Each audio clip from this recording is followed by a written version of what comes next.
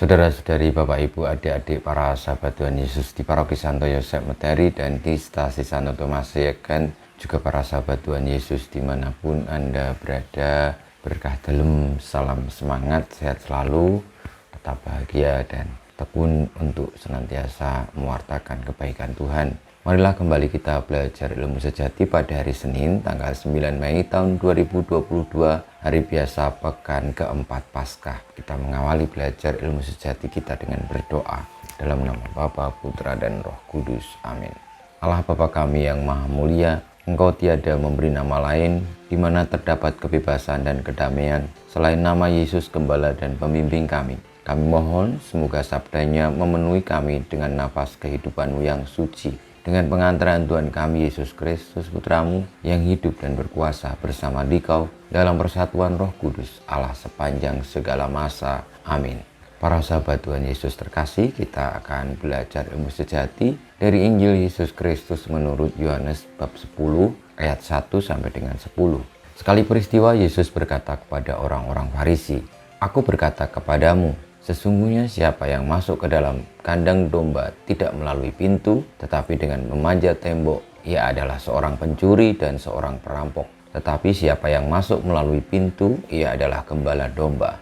Untuk dia penjaga membuka pintu, dan domba-domba mendengarkan suaranya. Ia memanggil dombanya masing-masing menurut namanya dan menuntunnya keluar. Jika semua dombanya telah dibawanya keluar, ia berjalan di depan mereka dan domba-dombanya itu mengikuti dia karena mereka mengenal suaranya. Tetapi seorang asing pasti tidak mereka ikuti, malah mereka lari daripadanya karena suara orang-orang asing tidak mereka kenal." Itulah yang dikatakan Yesus dalam perumpamaan kepada mereka, tetapi mereka tidak mengerti apa maksudnya. Ia berkata demikian kepada mereka.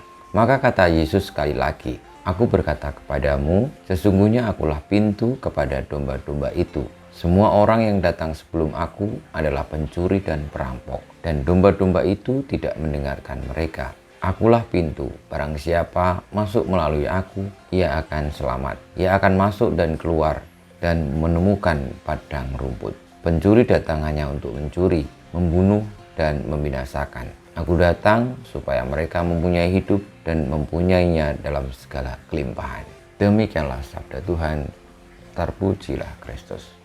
Para sahabat Tuhan Yesus yang terkasih, hal yang saya tangkap ketika mendengarkan bacaan Injil ini adalah ketika Tuhan Yesus menyatakan kepada orang-orang Farisi bahwa akan ada orang-orang yang berusaha untuk mengelabui ataupun membuat orang-orang ini tersesat untuk tidak percaya kepada kebenaran, sehingga disebut oleh Tuhan Yesus orang-orang itu adalah pencuri dan perampok.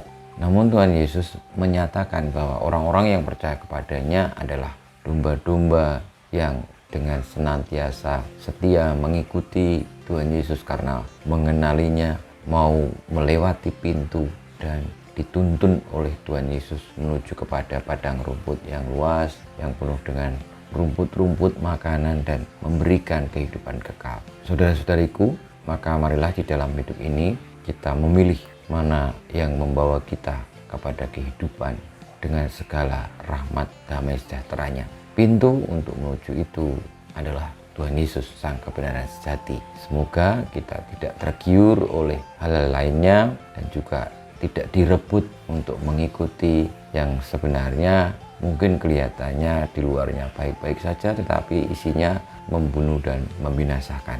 Kita mohon berkat Tuhan, semoga rahmat Tuhan senantiasa kita peroleh dan dengan demikian kita tidak beralih ke kandang lain tetapi tetap menjadi bagian dari domba-domba Tuhan Yesus yang menuju kepada kehidupan dengan segala kelimpahannya. Kemuliaan kepada Bapa dan Putra dan Roh Kudus seperti pada permulaan sekarang selalu dan panjang segala abad. Amin. Ya Yesus, jadikanlah hati kami seperti hati-Mu. Tuhan bersamamu dan bersama rohmu kita semua, hidup kita, perjuangan kita untuk senantiasa setia kepada Sang Gembala utama, pintu keselamatan yakni Tuhan Yesus Kristus, senantiasa dibimbing, dilindungi, diberkati oleh Allah yang Maha Kuasa, Bapa, Putra, dan Roh Kudus. Amin.